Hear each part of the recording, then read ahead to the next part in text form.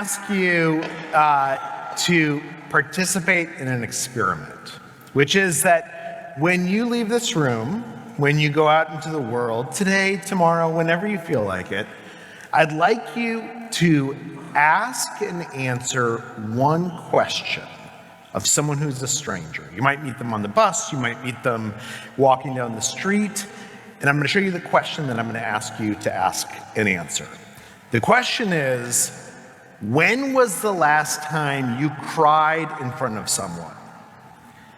Now, just out of curiosity, how many of you are really excited about this experiment? No hands went up whatsoever. And that makes sense, right? Because there can be nothing that seems more intimidating or less fun than finding a stranger, asking them when they've cried in front of someone else, and then telling them about the time you cried in front of someone else. But I'm going to try and convince you over the next few minutes that this experiment is not only worth doing, it's worth doing whenever you can, because it will make your life better. And to explain how I got to this, I have to tell you a little bit of a story about me and my wife. A few years ago, we got into this bad pattern. We've been married for 20 years, but I would come home from a long day at the office. I was a reporter at the New York Times at that point, and I would start complaining about my day, about how I'm not appreciated enough. And my wife, very reasonably, would offer me some great advice. She would say something like, why don't you take your boss out to lunch and you guys can get to know each other a little bit better? And instead of being able to hear her, I would get even more upset. And I would say things like, why aren't you supporting me? You should be outraged on my behalf. And she would get upset because I was attacking her for giving me good advice. This was not, anyone ever have an experience like this? It was not in a good situation. And so I went and I started talking to researchers who were studying communication. I asked them, why am I getting into this pattern? And they said, well, you're making a mistake. We're living through this golden age of understanding communication, really for the first time, because of advances in neural imaging and data collection. And they said one of the big things that we've learned is that we tend to think of a discussion as being just one conversation, right? We're talking about one thing, my day, or the kids' grades, what to have for dinner. But what they said is that actually each discussion contains many different conversations. And in general, these conversations tend to fall into one of three buckets. There's these practical conversations where we're talking about what's this all about? What are we really discussing? But then there's emotional conversations where we're talking about how do we feel? And my goal is to share with you my feelings, and I don't want you to solve them.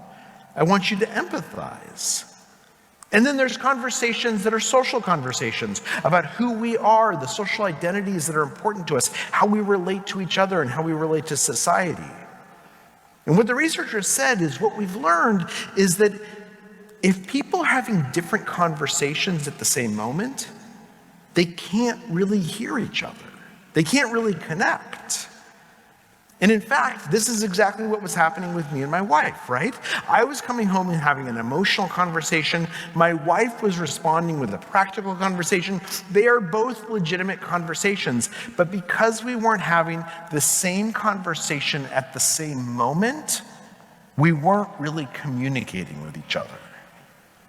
And within neurology and psychology, this insight is known as the matching principle, which says that successful communication requires recognizing what kind of conversation is occurring and then matching each other. But how do we do that? Well, in schools, they've actually taught teachers to do this. If you are a school teacher, and you'll probably learn at some point that if a student comes up to you with a problem or they want something they want to talk about, you should ask them, do you want to be helped, which is a practical conversation? Do you want to be hugged, which is an emotional conversation? Or do you want to be heard, which is a social conversation? And it seems to work. It seems like if you ask students what they need, they'll tell you. But of course, that is hard to do in real life, right? If you go up and you ask someone at work if they want a hug, the HR might get involved, so you might not want to do that. But luckily, there is another way of doing this for all of us normal people, which is to ask questions, and in particular, to ask a certain type of question, a special question, what's known as a deep question. A deep question is something that invites us to talk about our values or our beliefs or our experiences. And that can sound a little intimidating, but it's actually much easier than it sounds. For instance, instead of asking someone, where do you work? You could ask them, what do you love about your job? Instead of asking someone, where'd you go to high school? You could say, what was high school like? Wait, what did you learn there? What changed you there? Put differently, instead of asking about the facts of someone's life, we should ask them how they feel about their life. Because when we do, they tend to reveal to us who they really are. They tend to tell us what they want not only out of this conversation, but how they hope that we'll see them and how they want to see us, what matters to them most. In fact, what studies show us is that this is so powerful because these kinds of questions allow us to be vulnerable. And vulnerability and reciprocal vulnerability. When we hear vulnerability and we become vulnerable in return, is the key to allowing us to connect with other people. And to explain how this works, I want to tell you a story about this guy, Dr. Bafar Adai. Dr. Adai is a cancer surgeon in New York City. He specializes in prostate cancer, removing cancer tumors from prostates. And he has this kind of interesting job because every single day a patient will come into his office asking, he thinks, for medical advice. And what he will tell them is, you should not get surgery. The prostate is located so close to the nerves that control urination and sexual function that it's a relatively risky surgery. And what's more, most prostate tumors, they grow very, very slowly. It's actually one of the slowest growing forms of cancer in existence. There's a saying among doctors that if you have an old patient with prostate cancer, he's going to die of old age before the cancer kills him. And so Dr. Adai would have these patients come in and he would tell them, look, I don't think you should do anything. In fact, I think you should do this thing called active surveillance. What we're gonna do is we're gonna take a blood sample every 6 months. We're gonna do a biopsy every 2 years. And if the tumor seems to change, we'll do an MRI. And if we have to, we can do the surgery. But otherwise, no radiation, no surgery. It's gonna be okay.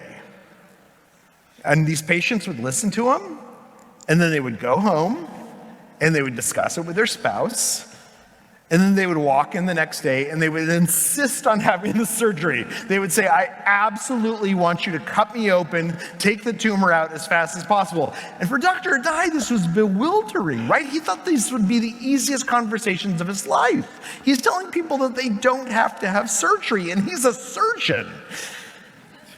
He told me that when this happens again and again and again, you start to realize this isn't a problem with my patients. This is a problem with me. I'm doing something wrong. And so he goes to these folks, these professors at the Harvard Business School, and he asks them for advice on what to do differently.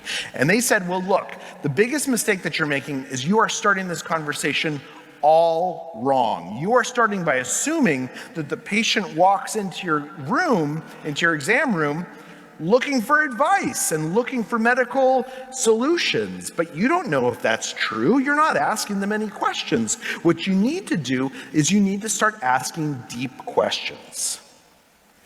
So 2 weeks later, after having this conversation, a 62-year-old man comes into Dr. Adai's office for the first time. He had just gotten his diagnosis of having prostate cancer. And Dr. Adai, instead of giving him advice, instead of telling him what he ought to do, he asks the question. He asks the question, what does this cancer diagnosis mean to you? And the man starts talking, and he starts talking about how His father had died when he was 17 years old. And this had just been so hard for him, and it had been so hard for his mom. And then he starts talking about his grandchildren and his fears for the world they're inheriting, what with climate change and everything else that's going on. Dr. Adai had expected this guy to at least bring up cancer, to at least mention mortality or pain, but it never came up. And at that moment, Dr. Adai realized, because he had asked this deep question, that this man wanted to have an emotional conversation. He wanted to talk about, how do we feel?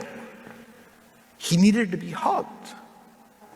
And so Dr. Adai didn't actually hug him, right? But he did the verbal equivalent. And then Dr. Adai says, look, do you mind?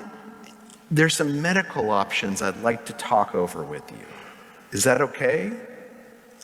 And they move into a practical conversation together, and within 7 more minutes, the man decides to do active surveillance and never looks back. Dr. Adai's patients overwhelmingly now opt for active surveillance, his advice, because of this approach. And the thing is, we can do this in any conversation. It doesn't have to be an important conversation. It doesn't have to be life or death. We can always connect more and better and in a really profound way with the person that we're speaking to if we want to. Which brings me back to that experiment. So just to remind you what you're supposed to do, walk out of the room, find a stranger, ask them, when was the last time you cried in front of someone? And then as soon as they answer, you answer the question yourself and you tell them when you last cried. Let me just say, this experiment has been done thousands and thousands of times, most notably by a guy named Nick Epley at the University of Chicago. People hate this experiment. Nobody who participates comes in and is like, I'm really looking, this is gonna be a great time. Instead, what they say is, I do not want to do this. This sounds terrible. But they're in an experiment, and they basically have to do it, right? They're in the room, they get paired with a partner, they go and they ask a question, ask an answer, and then Nick Epley afterwards asks them, what was that like? And what people say are things like, oh my gosh, I felt so connected to that person, more connected than to people in other conversations in a while. I felt more caring towards them, and I felt like they were really caring about me. So why? Why is this so powerful? Why is asking this question, why does it help us connect so well? Because it's a deep question. Right? It allows us to say something real. And when we ask deep questions, we figure out which of the 3 conversations we're in, what we're talking about, what everyone really wants out of this dialogue. And that is how we connect with each other. We are living through a time of polarization and division. We have forgotten how to have conversations. But there's a science to it. There are these folks who are known as supracommunicators, who they're not special, they're not more charismatic, or they're not more outgoing than anyone else. They've just learned skills that allow us to connect with others. And they're skills that all of us can learn. And that feeling you get after a wonderful conversation,